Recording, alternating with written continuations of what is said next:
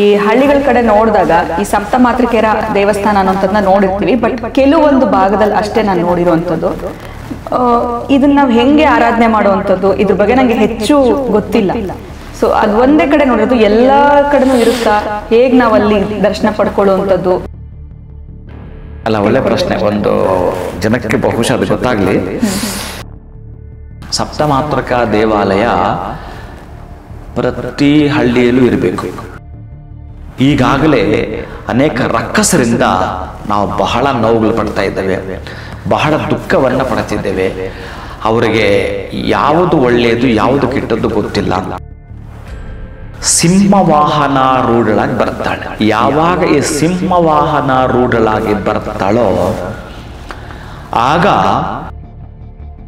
ಆ ಸಿಂಹದ ಝೇಂಕಾರದ ಗರ್ಜನೆಗೆ ಅಮ್ಮನ ದೇಹದಲ್ಲಿ ಈ 7 ಜನ ಆವಿರ್ಭಾವ ಆಗ್ತಾರೆ.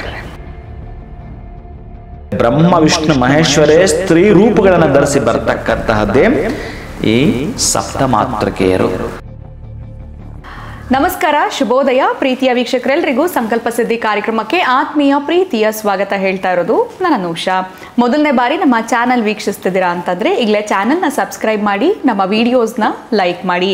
ಏನೋ ಕಾರ್ಯಕ್ರಮದಲ್ಲಿ ನಮ್ಮ ಜೊತೆಲಿದ್ದಾರೆ ಸ್ಪಿರಿಚುವಲ್ ಗುರು ಡಾಕ್ಟರ್ ವಿಷ್ಣುದತ್ತ ಗುರುಜಿಯವರು. ಬನ್ನಿ ಗುರುಗಳನ್ನ ಇವತ್ತಿನ ಕಾರ್ಯಕ್ರಮಕ್ಕೆ ಬರಮಾಡ್ಕೊಳ್ಳೋಣ. ನಮಸ್ತೆ ಗುರುಗಳೇ, ಕಾರ್ಯಕ್ರಮಕ್ಕೆ ಭಕ್ತಿಯ ಸ್ವಾಗತ. ಒಳಿತಾಗ್ಲಿ ಅಮ್ಮ.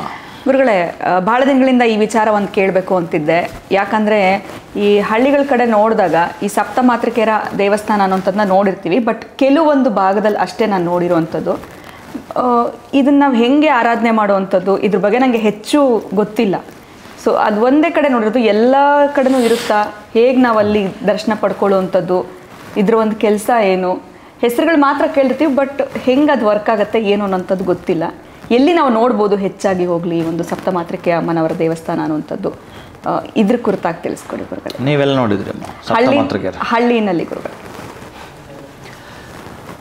ಓಂ ವಿಶ್ವಸ್ಮೈ ನಮಃ. ಪ್ರೀತಿಯ ಬಂಧುಗಳೇ, ಸಪ್ತಮಾತೃಕೆಯರು ಇವ್ರು ಯಾರು ಅನ್ನೋದು ಕೂಡ ನನ್ನ ಒಂದು ಪ್ರಶ್ನೆ ಗುರುಗಳು. ಅಲ್ಲಿಂದ ನಂದು ಅಲ್ಲ, ಒಳ್ಳೆ ಪ್ರಶ್ನೆ. ಒಂದು ಜನಕ್ಕೆ ಬಹುಶಃ ಅದು ಗೊತ್ತಾಗ್ಲಿ, ತಿಳ್ಕೊಳ್ಳೋ ಪ್ರಯತ್ನ ಮಾಡ್ಬೇಕು ನಾವು. ಏನು ಸಪ್ತಮಾತೃಕೆಯರಂದ್ರೆ ಯಾರು, ಏತಕ್ಕಾಗಿ ಅವತಾರ, ನಿಮ್ಮ ಪ್ರಶ್ನೆ. ಹೌದು, ನೀವು ನೋಡಿದ್ದು ಹಳ್ಳಿನಲ್ಲಿ ಓಂ ಸಪ್ತಮಾತೃಕ ಅಂತಿತ್ತ, ಅಮ್ಮನವ್ರ ದೇವಾಲಯ ಅಂತ. ಸಪ್ತಮಾತೃಕ ದೇವಾಲಯ ಪ್ರತಿ ಹಳ್ಳಿಯಲ್ಲೂ ಇರಬೇಕು. ಅಷ್ಟೊಂದು ಅದ್ಭುತಗಳವು. ಅಂತಹ ಅಮ್ಮನವರು ಗ್ರಾಮ ದೇವತೆ ಲೆಕ್ಕದಲ್ಲಿ ಇರ್ತಾರೆ ಇವರೆಲ್ಲ ಕೂಡ. ಯಾರು ಈ ಸಪ್ತಮಾತೃಕೆಯರು ಅಂತಂದರೆ ನೋಡಿ, ಯಾವತ್ತನದ್ದೋ ಒಂದು ದೇವಿ ಪುರಾಣ ಓದವಾಗ ಇವೆಲ್ಲ ಗಮನಿಸಿರ್ತೀವಿ. ಅಂತಹ ಸಪ್ತಮಾತೃಕೆಯರ ದೇವಸ್ಥಾನ ಮಡಿವಾಳದಲ್ಲಿ ನಾನೊಂದು ಪ್ರತಿಷ್ಠೆ ಮಾಡಿದ್ದೆ 2011 ಅನ್ಕೋತೀನಿ.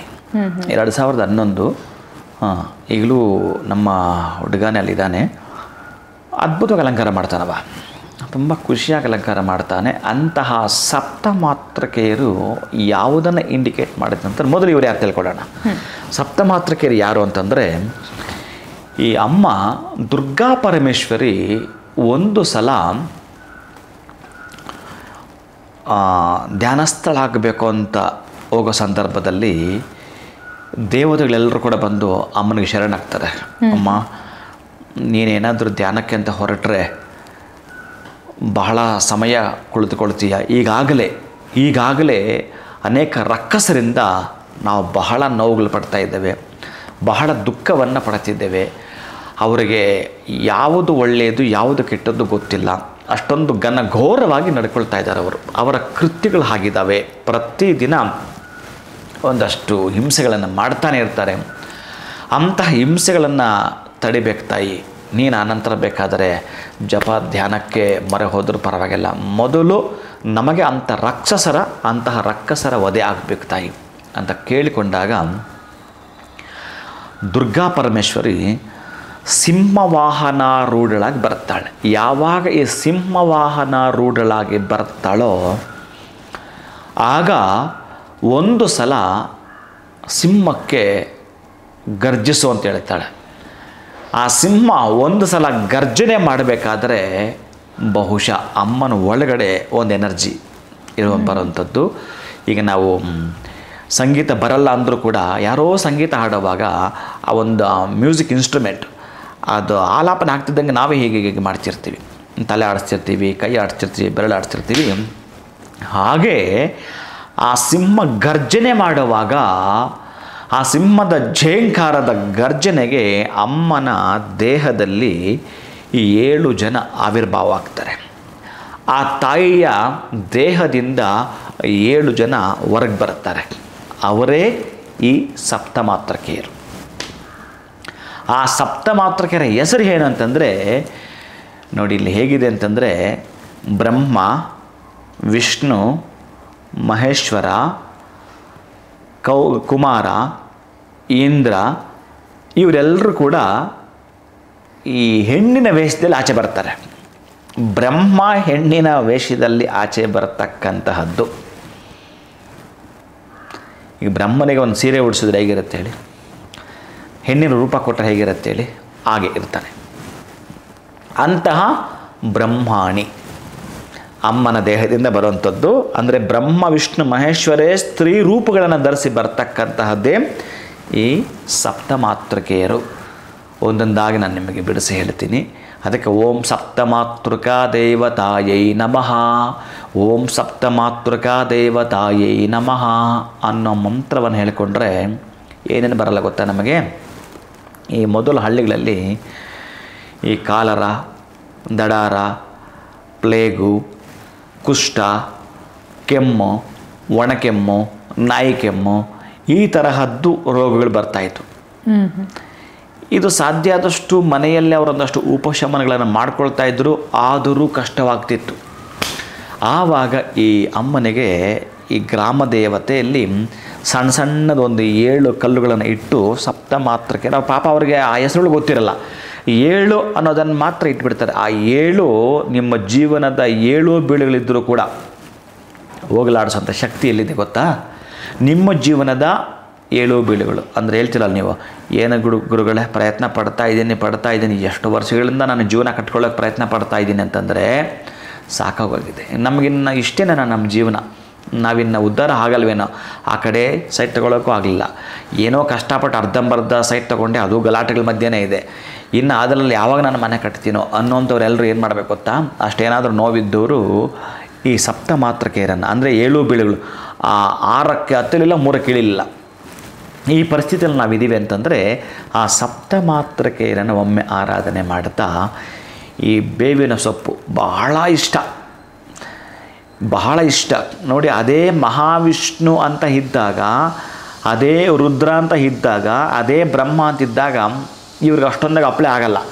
ಅದೇ ಸ್ತ್ರೀ ರೂಪದಲ್ಲಿ ಇವರು ಹೊರಗೆ ಬರ್ತಾರಲ್ಲ, ಆವಾಗ ಈ ಬೇವಿನ ಆ ಒಂದು ಸಪ್ತಮಾತೃಕೆಯ ದೇಗುಲದಲ್ಲಿ ಪೂರ್ಣವಾಗದು ಪ್ರಾತಃ ಕಾಲದಲ್ಲಿ ಅಭಿಷೇಕಾದಿಗಳನ್ನು ಮಾಡಿ, ಜಲಾಭಿಷೇಕವನ್ನಾದರೂ ಮಾಡಿ, ಪೂರ್ಣ ಪ್ರಮಾಣದಲ್ಲಿ ಅರಿಶಿಣವನ್ನು ಬಳೆದು, ಕುಂಕುಮ ಇಟ್ಟು, ಬೇವಿನ ತೋರಣ ಕಟ್ಟುವಂಥದ್ದು. ಮಾವಿನ ತೋರಣವೂ ಇದೆ, ಅದಕ್ಕಿಂತಲೂ ಅತ್ಯಂತ ಅದ್ಭುತ ಅಂತಂದರೆ ನಮ್ಮ ಬದುಕು ಕಹಿಯಿಂದಲೇ ಕೂಡಿದೆ ಅಂತಂದರೆ ಕಹಿನೇ ಅಲ್ಲಿ ಸೇರಿಸ್ಬೇಕಾಗಿರುತ್ತೆ.